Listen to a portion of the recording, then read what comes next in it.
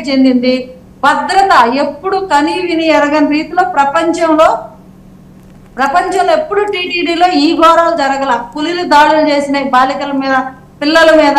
కనీస భద్రతా చర్యలు తీసుకోలేని ఒక అసమర్థత ప్రభుత్వం అది ఆ రకంగా పరిపాలన చేసి దేవుడు సొమ్మును అడ్డగోలుగా దోచిపెట్టేసి అన్నిటికీ చర్చిల్లో ఎందుకు తీయట్లా, ముస్లింస్ వాటిలో మసీదుల్లో ఎందుకు తీయట్లా డబ్బులు? ఏం టీటీడీ అంత అప్పనంగా కనపడుతుందా మీకు దోచుకు తినడానికి? అసలు దేవాలయాల ఆచరణ 40,000 కోట్లు ఎందుకు డైవర్ట్ చేశారు? అసలు దేవాలయాల డబ్బులు ఎందుకు పడ్డారు? ఎందుకు పడ్డారు రాక్షసులాగా? మీకు చర్చిల్లో లేవా, లేకపోతే మసీదుల్లో లేవా, భూములు లేవా? వాటికి సంబంధించి వాటిని టచ్ చేసే దమ్ము మీకు ఎందుకు లేదు? అంత హిందూ మతము, అంత హిందూ దేవాలయాలు మీకు అంత అడ్డగోలుగా కనపడుతున్నాయా? అంటే ఏం మాట్లాడలేరులే, ఎవరు ఏం చేయలేరులే అనే కదా ఇష్టం వచ్చినట్టు చేశారు. ఈరోజు ఏం చేశారు? తీసి కొడితే ఏడ్చి నిద్రపోయారు. 11 సీట్లతో ప్రజలు గట్టిగా బుద్ధి చెప్పారు మిమ్మల్ని. అదే అంటే మా గెలుపు అంటే ఈవీఎంలు గెలుపు అంట. మరి మీ గెలుపు ఏంటమ్మా?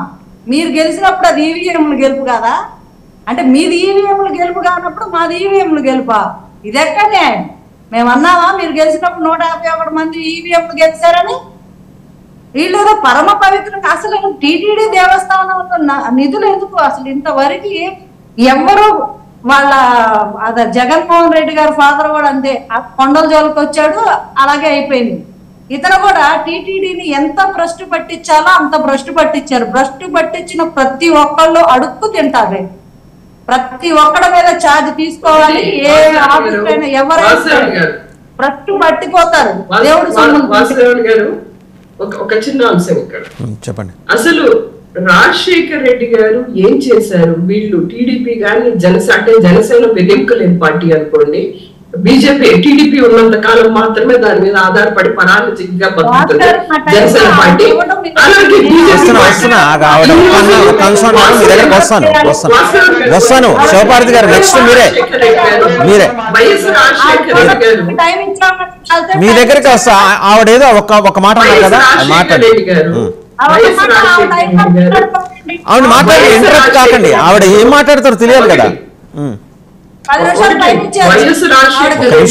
ఆవిడ మాట్లాడండి. మీరు వైఎస్ రాజశేఖర రెడ్డి గారు తిరుమల తిరుపతి దేవస్థానానికి ఏం చేశారు అనే పాయింట్ తీసుకుంటే, మామూలుగా మీరు 1956 లో టీటీడీకి సంబంధించి ఆ గోపురానికి సంబంధించి రైట్ సుజాత గారు, ఓకే అది మళ్ళీ మాట్లాడదాం సుజాత గారు, తీసుకుంటే అది మళ్ళీ మాట్లాడదాం.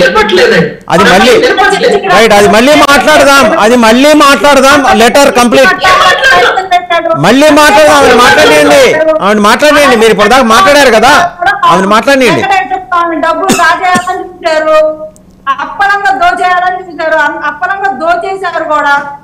ఆ రకంగానే ఉపన్యాసం తప్ప ఒక్క మెటీరియల్ ఉండదు మీ దగ్గర, ఒక్క మెటీరియల్ ఉండదు. ఒకటి వాసుదేవన్ గారు, వీళ్ళు పవన్ కళ్యాణ్ జనసేన అనేటువంటి పార్టీ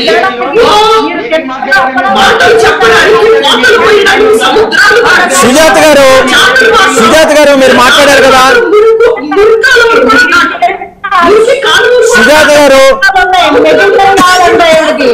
మాట్లాడండి.